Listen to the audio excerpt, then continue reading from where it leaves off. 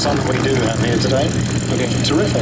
It really does. That paint job was done over the closed season months by the volunteer team while the aircraft was in hangar accommodation here. And we should say once again that this is run by a charity organisation. It's amazing that they've managed to keep this aeroplane operating for all those number of years. It's quite remarkable.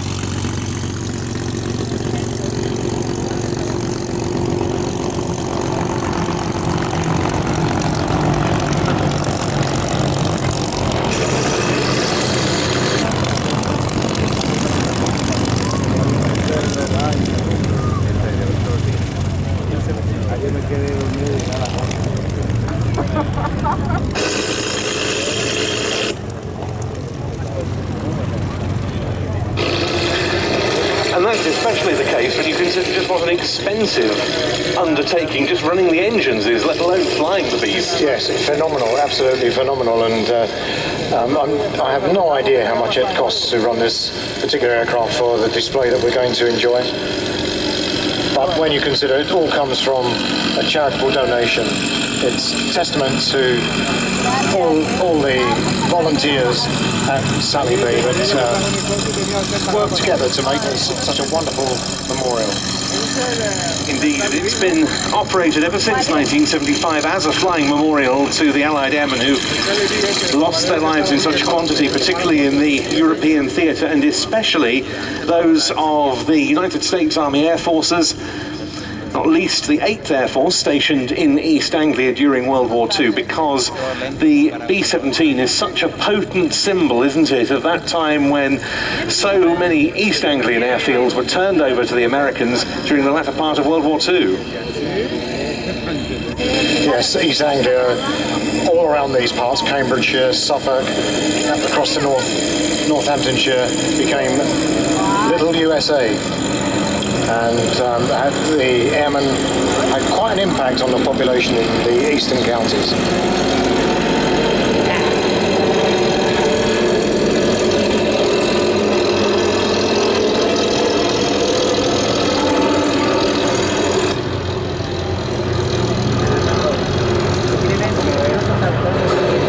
We remember the casualty numbers were colossal during those daylight raids. The American strategy was to hit targets during daylight with a strategic bombing campaign, which they'd practiced in the skies of California and Arizona and all those wonderful places in America. When they came over here, the weather was quite different, and it became a much more difficult proposition, particularly when they were faced by the might of the Luftwaffe.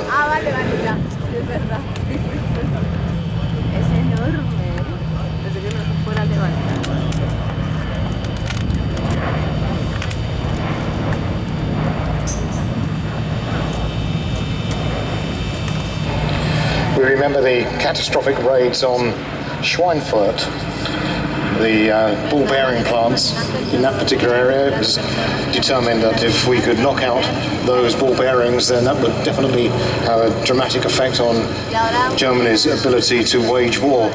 Sadly, they had to go back again, and during the course of those raids, they did suffer huge casualties. Because one of the things that changed all of that around, apart from growing Allied air superiority in the skies over mainland Europe, was the appearance of more effective escort fighters to accompany not just the B-17s, but also their colleagues on the US Army Air Force's daylight raids, the consolidated B-24 Liberators, to their targets and back.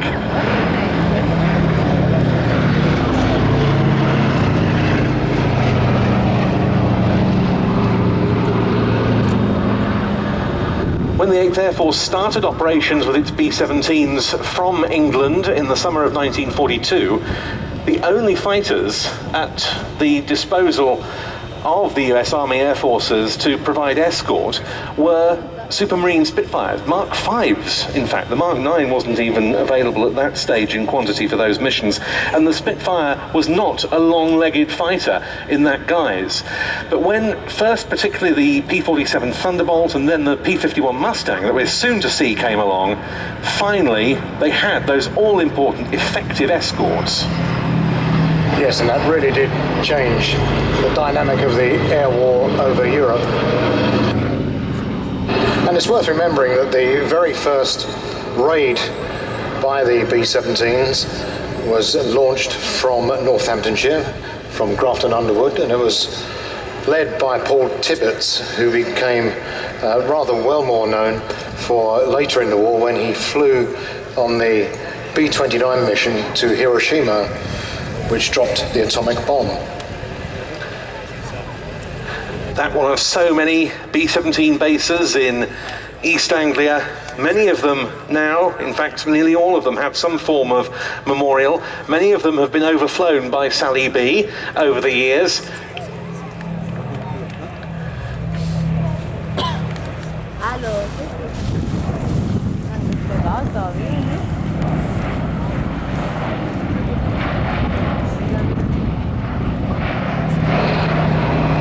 And Sally B always flies over Madingley, which is just maybe 4 or 5 miles up the road, the site of the American cemetery in the UK. Ah, pero ahora mismo puede ir uno. Ahí va.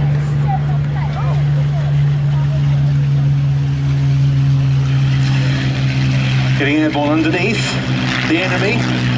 Ready for our next display slot, the 3 Bouchons. We ought to point out that there's likely to be pyrotechnics in this part of the display, and there's going to be some very loud bangs.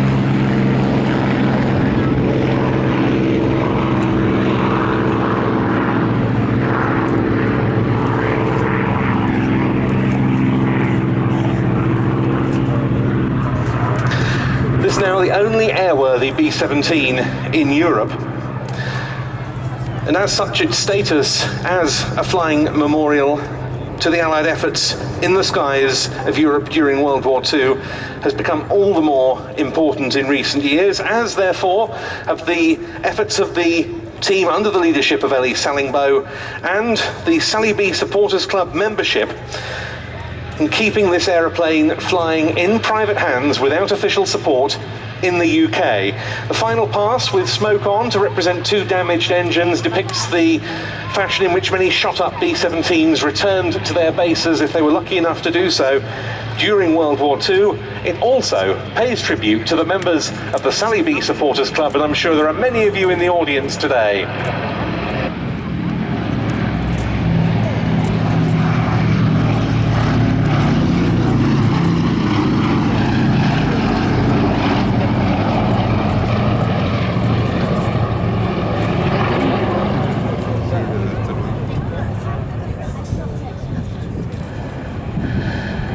This, of course, has been a difficult couple of years for Sally B, owing to the cancellation of its 2020 season by the pandemic, but luckily, as we were saying, it's been back on the circuit for 2021, albeit with fewer displays to attend, with still a truncated calendar, so naturally funds have been running short. Please do go along to the Sally B stand in front of where the aircraft will park up, just to the east, to the left of the control tower here as we look out towards the airfield. And there you can sign up for the Sally B Supporters Club and help keep this aircraft flying. Alternatively, do so when you get home, going on the website at www.sallyb.org.uk.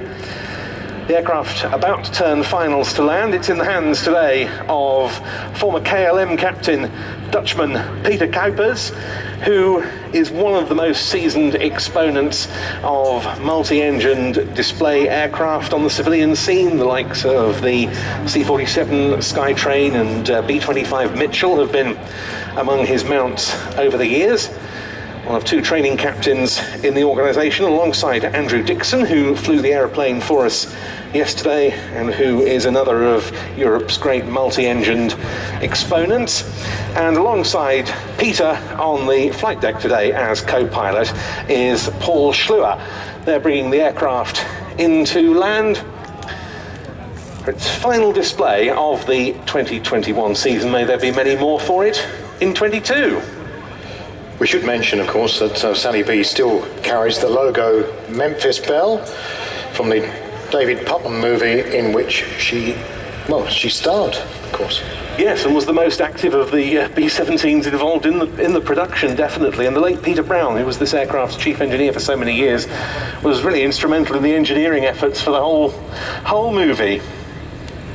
But now we turn our attention to the fighters of the US 8th and 9th Army Air Forces in the European theatre. Of course, types that were stationed here at Duxford when it was Station 357 of the US Army Air Forces from 1943 through until after the end of the war in 45. But we change our scene to one of the Allied forward airfields established in newly liberated Europe during the latter part of World War II, because we're about to come under attack from the Luftwaffe.